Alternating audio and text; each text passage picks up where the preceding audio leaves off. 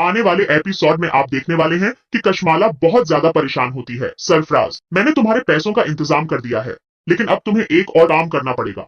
ये सुनकर सरफराज कहता है, बोलो कौन सा काम? कशमाला सरफराज को कहती है, अब दुआ को भी जान से मार दो, मैं तुम्हें 1 करोड़ रुपए दूंगी।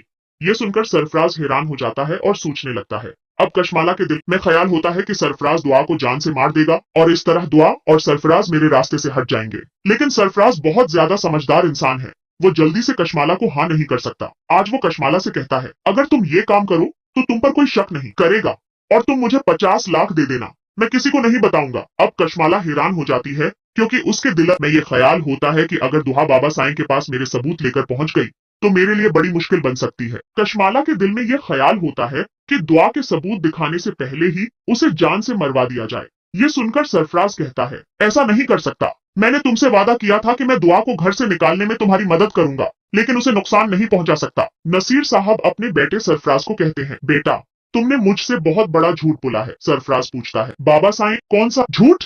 नसीर साहब कहते हैं, जो चौड़ियां तुमने ली थी वो तो कशमाला की हैं और तुमने कहा था कि वो तुम्हारी माँ के लिए है। तुमने ऐसा क्यों किया? आप जाकर वो चौड़ियां वापस दे आओ, वरना मैं तुम्हें घर से निकाल दूंगा। नसीर साहब अपने बेटे से कहते हैं, मैं तुम्हारी वजह से हर जगह बदनाम हो गया हूँ। सरफराज नसीर साहब से कहता है, बाबा जी मैंने कशमाला से पैसे लेने थे, इसलिए मैंने चौड़ियां ले ली थी। अब जब वो मुझे पैसे देगी तो मैं चौड़ियां वापस कर दूंगा। सरफराज अपने वालिद को बताता है कि उसका कशमाला से मामला खत्म हो चुका है और वो अब उसे देखना भी नहीं चाहता। ये सुनकर नसीर साहब कहते हैं, बेटा तुम अपनी